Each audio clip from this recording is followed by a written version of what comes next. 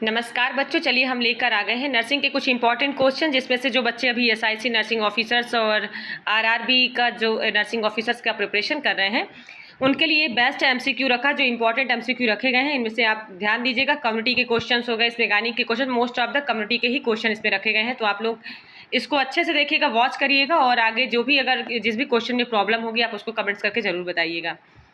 चलिए स्टार्ट करते हैं। Question number first, what disease the नेजर विल प्रोड्यूस।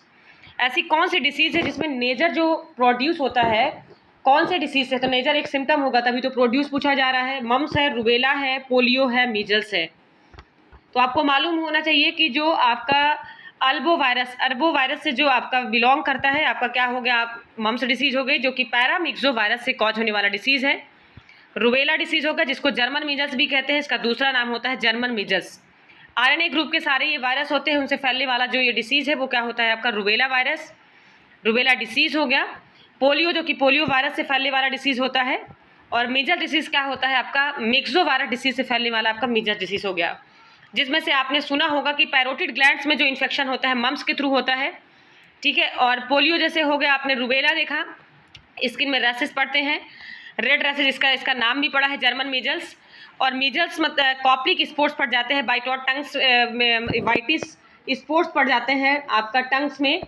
और जो पूरी बॉडीज रैसेस जो प्रेजेंट हो जाते हैं, रेड रैसेस जो बन जाते हैं, उसी को हम बोलते हैं नेजर। क्या बोलेंगे? नेजर विल बी प्रोड्यूस, उसी को हम बोलेंगे। बॉडी में जब इस तरह का सिम्टम दिखता है उसी सिम्टम को हम बोलते हैं क्या? नेजर। तो नेजर विल बी प्रोड्यूस, मीजल्स के थ्रू क्या होता है? नेजर प्रोड्यूस होता है। आपको बता दें कि मीजल्स जो डिसीज होता है, इसका अगर बात किया जाए इनका इंक्यूबेशन पीरियड का, तो देखिए जितने भी जो वायरल इन्फेक्शन होते हैं, इसमें जितने भी जो डिसीज दिए हैं सारे वायरल इन्फेक्शन होते हैं। मम्स भी आपका हो गया, आपका मम्स भी आपका 10 to 14 डेज होता है।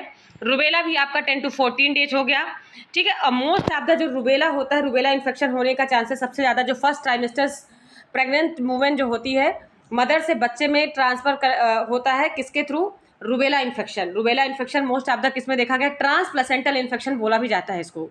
मोस्ट कॉमन जो ट्रांसप्लेसेंटल इन्फेक्शन है बच्चे मदर से बच्चे में जो जाता है वो कौन सा होता है? रुबेला इन्फेक्शन होता है, ठीक है। पोलियो, पोलियो जो पोलियो वायरस से होता है, आपको बता दें कि 90% जो केसेस होते हैं नॉन पैरालाइज्ड होते हैं और 1% केवल क्या होता है? पैरालाइज्ड पोलियो होता है बच्चों को, ठीक है। कुछ कुछ बच्चों का इसका इफेक्ट केवल 1 वीक तक होता है, कुछ कुछ बच्चों को इसका इफेक्ट 6 मंथ to 1 ईयर्स या लाइफ टाइम के लिए भी इसका इफेक्ट देखने को मिलता है। लेकिन लाइफ टाइम इफेक्ट केवल 1% का ही बताया जा रहा है इसमें देखने को मिलता है, जो कि पोलियो वायरस डिसीज से फैलता है। ये आपको मालूम भी होगा, इनका वैक्सीन जो बना हुआ है, पोलियो का ओपीवी वैक्सीन हो गया, आईपीवी वैक्सीन, मीजल्स वैक्सीन, आपको मालूम ही है कि 9 मंथ में जो बच्चे को दिया जाता है। तो इसमें नेजर जो सिम्टम होता है किसके थ्रू फैलता है? आपका मीजल्स डिसीज के थ्रू फैलता है। इसके बाद नेक्स्ट डिसीज हम देखेंगे, इसका करेक्ट ऑप्शन होगा ऑप्शन डी। देन इसके बाद देखेंगे which disease caused by aedes mosquito except. कौन सी डिसीज है जो कि एडीज मॉस्किटो के थ्रू फैलती है बाकी को छोड़कर? एक्सेप्ट और एक्सेप्ट दोनों वर्ड का समझिएगा। ये जो अगर स्पेलिंग दी है एक्सेप्ट वाली, इसका मतलब होता है स्वीकार कर लेना, एक्सेप्ट करना, और इसका मतलब होता है छोड़ना। इसमें से एक डिसीज ऐसी कौन सी है जो एडीज मॉस्किटो के थ्रू नहीं फैल रही है, बाकी डिसीज फैल रही हैं? तो आपको हम बता दें करेक्ट ऑप्शन होगा ऑप्शन डी। बाकी जो डिसीज जैसे कि जाइका हो गया, डेंगू हो गया, चिकनगुनिया डिसीज हो गई, ये सारी जो डिसीज होती हैं, ये सारी डिसीज किसके थ्रू फैलती हैं? आपकी एडीज मॉस्किटो के थ्रू फैलती हैं, ठीक है। और जैसे ये सारे, और आपको ये भी बता दें कि ये जो मॉस्किटो है ये बाइट करता है डे में।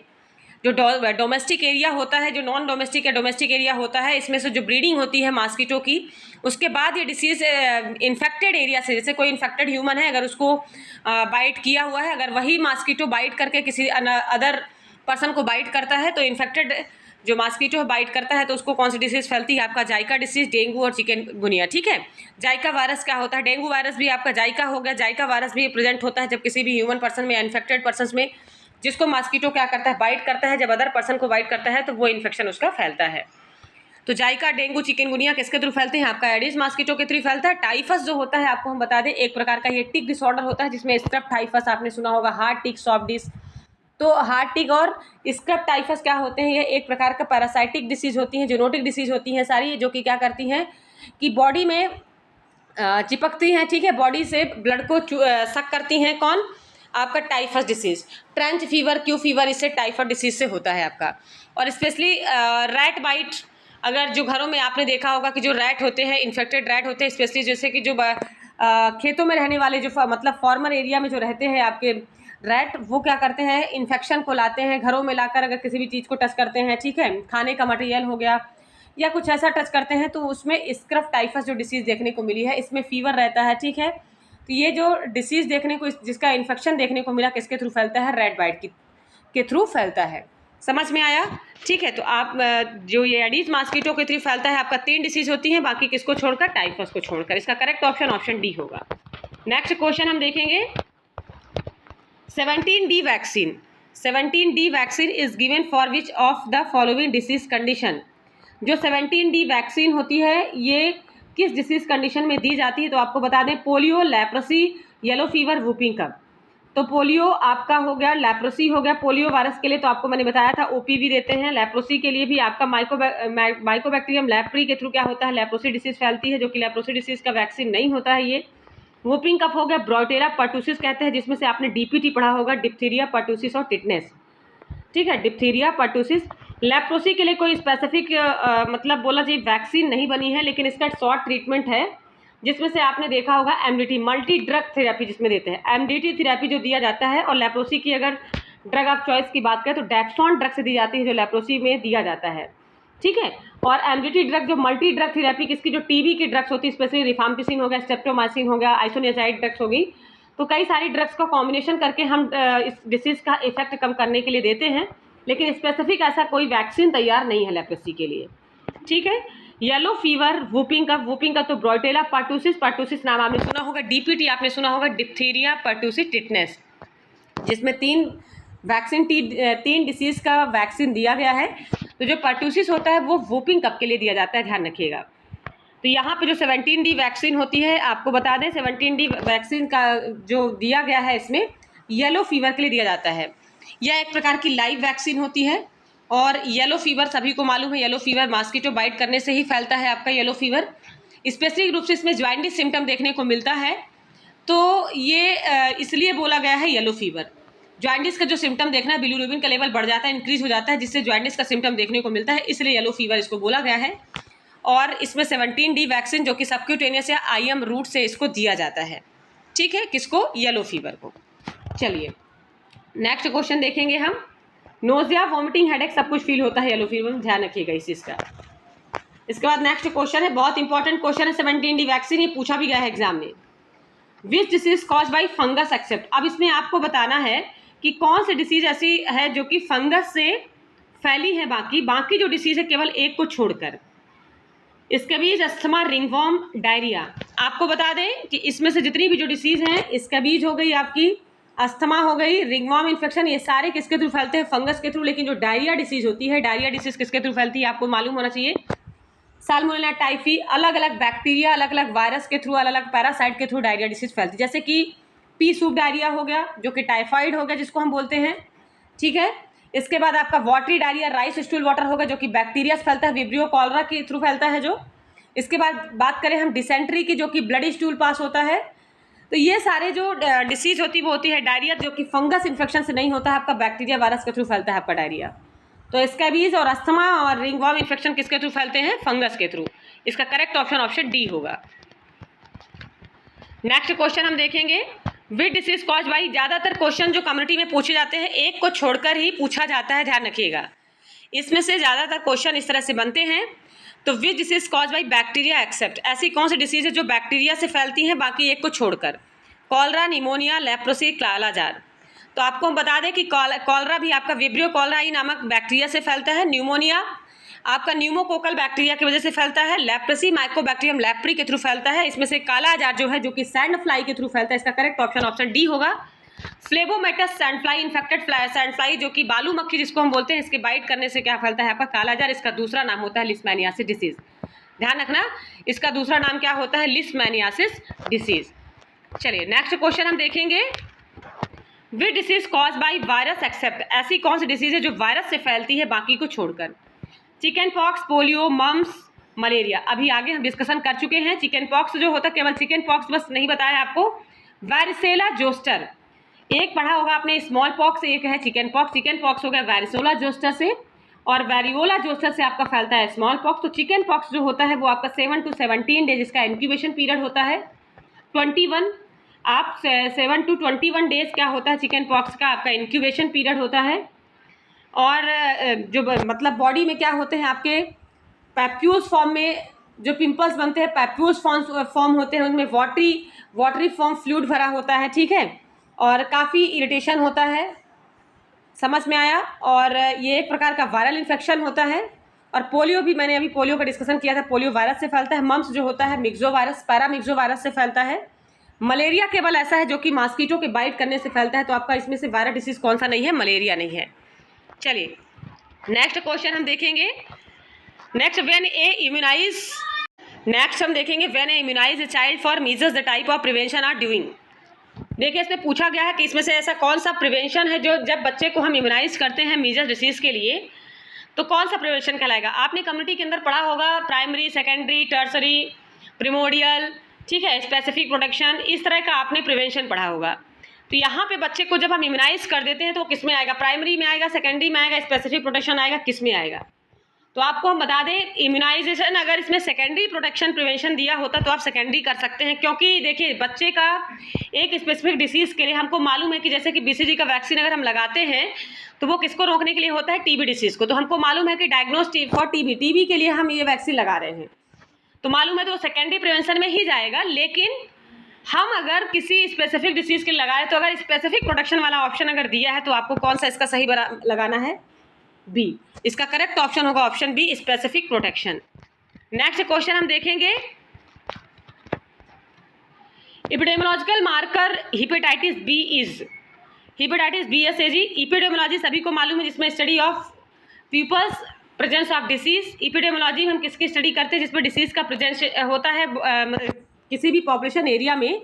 जब डिसीज का हम प्रेजेंट मतलब बोलना चाहिए कि रेशियो निकालते हैं कितने पॉपुलेशन उस डिसीज से सफ़र कर रहे हैं, अगर उसका हम रेशियो निकालते हैं उसको हम बोलते हैं एपिडेमियोलॉजी। वो होता है स्टडी जिसमें आपने पढ़ा होगा एंडेमिक डिसीज, पैंडेमिक डिसीज, ठीक है, आपका जैसे कि एपिडेमिक डिसीज। तो एपिडेमियोलॉजी होता है कि कितनी डिसीज फैली हुई है आपका कम्युनिटी एरिया में, सोसाइटी में, उसकी स्टडी करना। तो यहाँ पे बोला गया है कि हिपेटाइटिस बी को हम एपिडेमियोलॉजिकल मार्कर से किससे डिनोट करते हैं, तो इसका करेक्ट ऑप्शन होगा हिपेटाइटिस बी एंटीजन, ठीक है, इस मार्कर से हम डिनोट करते हैं। आपको बता दें कि हिपेटाइटिस कितने टाइप से होते हैं, तो हिपेटाइटिस ए और ई, जितने भी बी सी डी ई जो भी होते होंगे आपके जितने भी टाइप्स, ये ई नहीं sorry B C D A और ई, टोटल 5 टाइप से अभी हिपेटाइटिस के बारे में डिस्कशन किया गया है। तो इसमें बता दें ए और ई जो होता है आपका फीको ओरल रूट से फैलता है, ध्यान रखिएगा, फीको ओरल रूट से फैलता है आपका ए और ई।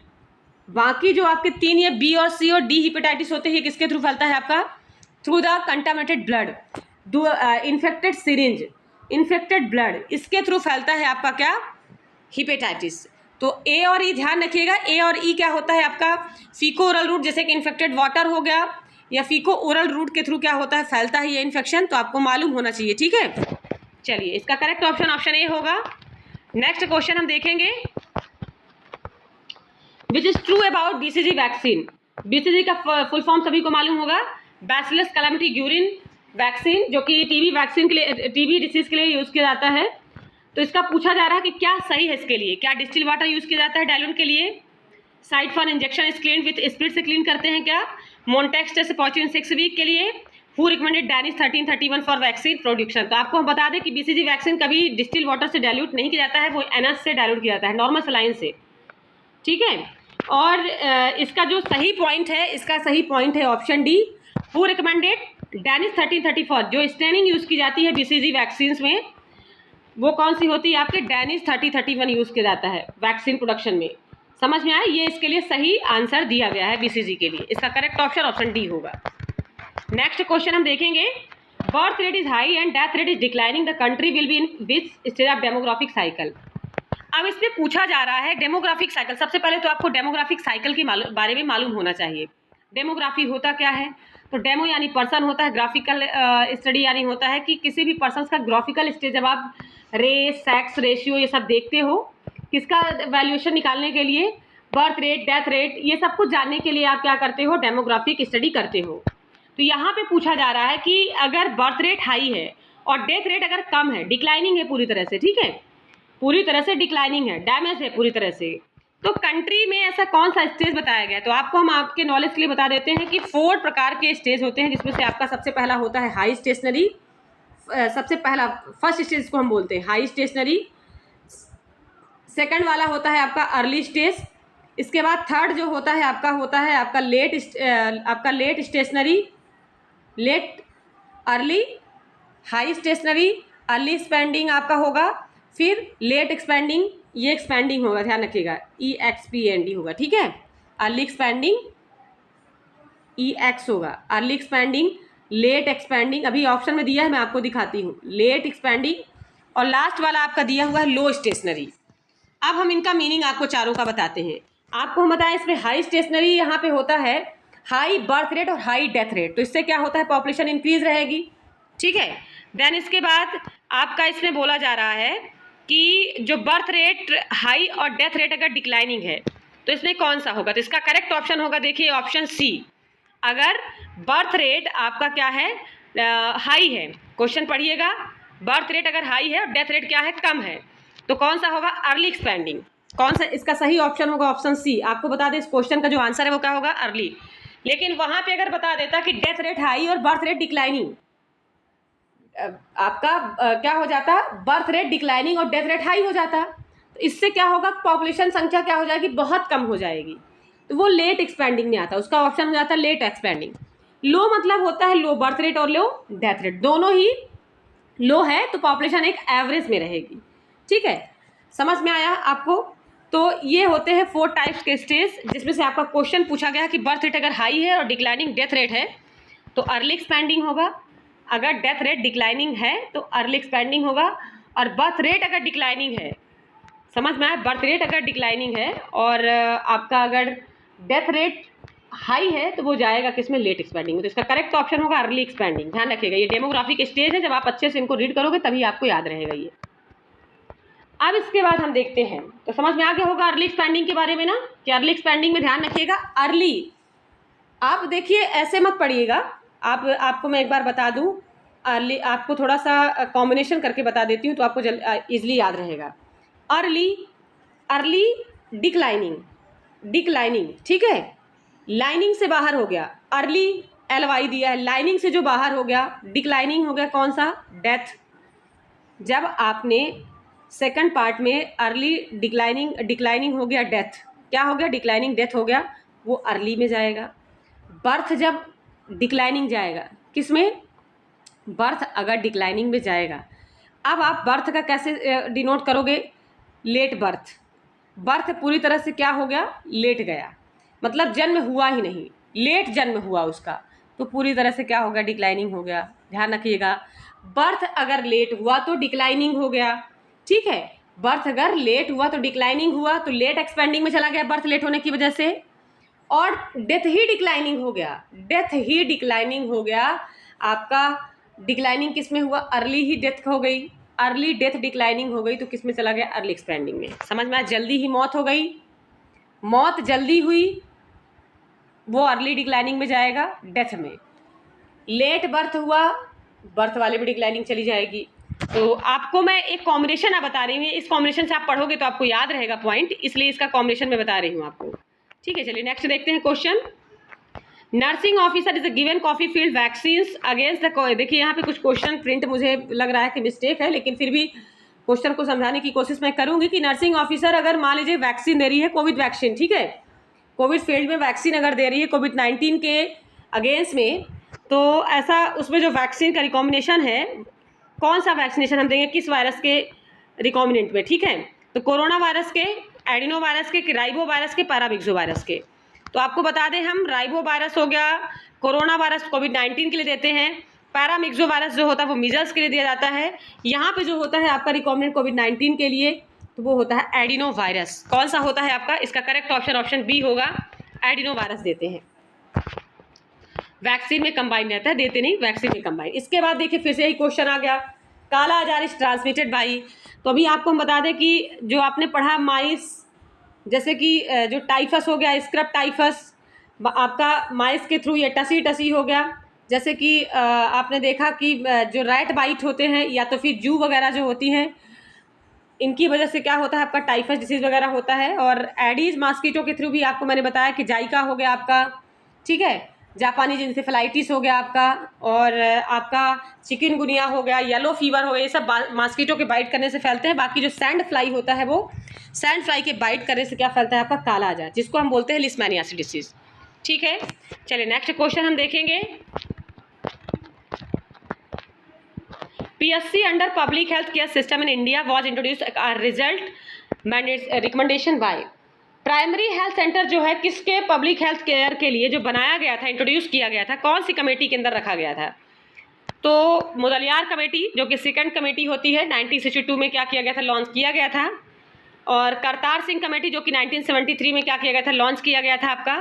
प्लानिंग कमीशन ऐसा कोई कमेटी ही नहीं है। भोर कमेटी जो कि 1946 में लॉन्च की गई थी, और भोर कमेटी में ही PSC का रिकमेंडेशन दिया गया था, आपको बता दें।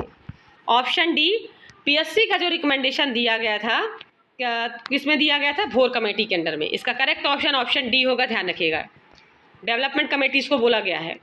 चलिए द नेक्स्ट क्वेश्चन बहुत इंपॉर्टेंट क्वेश्चन है, ये देखिएगा, ध्यान दीजिएगा। The constant presence of disease within geographical area is known as. Constant मतलब होता है पर्टिकुलर किसी एक एरिया में, पर्टिकुलर किसी एक एरिया में कोई डिसीज अगर प्रेजेंट है, ठीक है, उसको हम क्या बोलेंगे, इंडेमिक, इपिडेमिक, स्पोरेडिक या पैंडेमिक। तो उसको हम क्या बोलेंगे, आपको हम एक तरीका बता देते हैं। कॉन्स्टेंट, अगर जिसमें यन आता है, आपको कोना अगर केवल एक ही कोना है, कोना से आप याद रखिए, कॉन्स्टेंट प्रेजेंट, कोना है तो इंडेमिक है, एंड हो गया, कौन है, एंड हो गया, ठीक है, एंडेमिक। आउटब्रेक एक होता है, एक यहाँ पे अगर दे देता क्वेश्चन में आउटब्रेक डिसीज, अगर डिसीज पूरी तरह से फैल गई, एक जगह नहीं है, पूरे जगह फैल गई, तो वो क्या हो जाएगा, ईपी हो गई, मतलब पी गई, खा गई, आउटब्रेक हो गई तो ईपी हो गई, क्या हो गई, ईपी हो गई। तो इसका ऑप्शन हो जाता है ईपी। पैंडेमिक, पैंडेमिक मतलब पूरे वर्ल्ड में फैल गई, वर्ल्ड मतलब पूरे ही पड़ गई, पूरी ही जगह पे पड़ गई, वो पैंडेमिक हो गई, पूरे वर्ल्ड में पड़ गई, वो पैंडेमिक हो गई। और इपीडेमिक क्या हो गई कि आपका पी गई पूरी तरह से, मतलब पीना मतलब कि जिस एरिया पे डिसीज फैली है पूरी तरह से फैल गई, मतलब मान लीजिए कि पूरी इंडिया में फैली, वो इपीडेमिक होगी। और स्पोरेडिक मतलब होता है अंतराल, स्पोरेडिक मतलब अंतराल, अभी नीचे दिया हो गया, इसका करेक्ट ऑप्शन ए होगा, ध्यान रखिएगा, नीचे दिया है नॉन ऑफ दीज। अच्छा, एक और ऑप्शन होता है स्पोरेडिक। स्पोरेडिक मतलब होता है कि मतलब अंतराल में इर्रेगुलर कोई भी डिसीज अगर होती है कम्युनिटी के अंदर, उसको हम बोलते हैं स्पोरेडिक। समझ में आया? ये टर्म, ऐसे टर्मिनोलॉजी पूछे जाते हैं एग्जाम में। Next question, incubation period of measles. Measles का इंक्यूबेशन पीरियड क्या होता है, इसका करेक्ट ऑप्शन आपको हम बता दें 10 डेज होता है, क्योंकि हाईली इन्फेक्शियस जो ड्यूरेशन होता है वो क्या होता है आपका, जैसे कि बाइटॉट स्पॉट हो गया आपका 3 डेज में, लेकिन सबसे ज़्यादा इन्फेक्शन जो मीजल्स में देखने को मिलते हैं वो देखने को मिलता है, तो इसका इंक्यूबेशन 10 डेज का माना गया है। नेक्स्ट क्वेश्चन हम देखेंगे, common side effect of suicide लिखा है इसमें, लेकिन सुसाइड नहीं होगा, साइड इफेक्ट होगा, ध्यान रखिएगा। कॉमन क्या होगा यहाँ पे, साइड, ये मिस्टेक हो गया, ठीक है। Common side effect of copper T, copper T का साइड इफेक्ट क्या होता है, सभी को मालूम है, ब्लीडिंग। कॉपर टी का सबसे ज़्यादा जो कॉमन साइड इफेक्ट देखने को मिलता है वो क्या मिलता है, ब्लीडिंग देखने को मिलता है।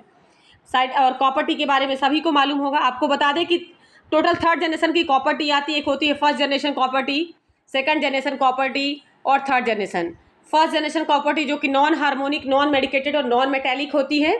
सेकंड जनरेशन जो कॉपर टी होती है वो क्या होती है आपकी, मेटेलिक होती है, मेडिकेटेड होती है। एग्जाम्पल के लिए आपको हम बता दें, जैसे कॉपर टी 380 हो गया, कॉपर टी 375 हो गया, ये सब किस में होते हैं आपके, सेकंड जनरेशन में आते हैं, ठीक है। अब थर्ड जनरेशन में जो हार्मोन रिलीज आपका आईयूडी आता है, आपको बता दें फर्स्ट, सेकेंड और थर्ड 3 टाइप से आपकी कॉपर टी आती है, ठीक है। कॉपर टी कितने टाइप्स की आती है, 3 टाइप्स की, जिसमें से नॉन है पूरा। फर्स्ट टाइप में नॉन हार्मोनिक, नॉन मेटेलिक, किसी प्रकार का मेटल का यूज़ नहीं होता था। सेकंड में क्या हुआ, थोड़ा सा मॉडिफाइड हुआ, इसमें मेटेलिक, ये मेटेलिक यूज़ हुई, ठीक है, मेडिकेटेड यूज़ हुई। और आपका थर्ड क्या हुआ, हार्मोनल आपका रिलीज करने वाला कॉपर टी तैयार हुआ, उसका नाम है LNG-20, लिबेनोजेस्ट्रॉल 20। LNG-20 नाम भी इसका पता होना चाहिए आपको, जो कि यूज़ कब होता है, 3 से लेकर 10 साल तक, 3 to 10 ईयर्स तक इसका यूज़ किया जाता है लिबेनोजेस्ट्रॉल का। तो समझ में आ गया, इसका करेक्ट ऑप्शन ऑप्शन बी होगा। देखिए इसमें दिया हुआ है करेक्ट ऑप्शन ऑप्शन बी। चलिए ठीक है, आज का क्वेश्चन इतना ही। जैसा भी क्वेश्चन आपको लगा होगा, जिसमें भी जिस क्वेश्चन में आपको डाउट होगा, एक बार हमको कमेंट्स करके ज़रूर बताइएगा। और आगे देखने के लिए, इस तरह से एमसीक्यू पढ़ने के लिए आप बने रहिए, ताकि हमें भी मोटिवेशन मिले। चैनल को ज़्यादा से ज़्यादा बच्चों तक शेयर करिए, ग्रो अप करिए। अगर आप मतलब इस चैनल में अगर जुड़े रहेंगे, प्रॉपर कंटिन्यूएशन क्लास अगर वॉच करते हैं, तो हम आगे आने वाली भी क्लासेस जो इस तरह से हम रखेंगे। हो सकता है कि थ्योरी क्लासेस कुछ कम कर दें, क्योंकि बच्चे बोल रहे हैं कि थ्योरी क्लासेस उनको थोड़ा सा समझ में कम आ रहा हो, टाइम भी बहुत ज़्यादा होता है, ठीक है, तो वो इंटरेस्ट उसमें कम ले रहे हैं। तो मेरा ये कहना है कि अगर इंटरेस्ट लेते हो जिस भी क्लास में, मैं उसी तरह की क्लास आपके सामने रखूँगी। तो आप लोग ज़्यादा से ज़्यादा बच्चों को शेयर करिए। पहले सबसे ज़्यादा तो आपको ये देखना होगा कि किस तरह से क्वेश्चन आ रहे हैं, कैसे क्वेश्चन बन रहे हैं। धन्यवाद। और वीडियो को ज़्यादा से ज़्यादा लोगों तक पहुँचाइए, जो बच्चे अभी इसकी तैयारी कर रहे हैं। चलिए।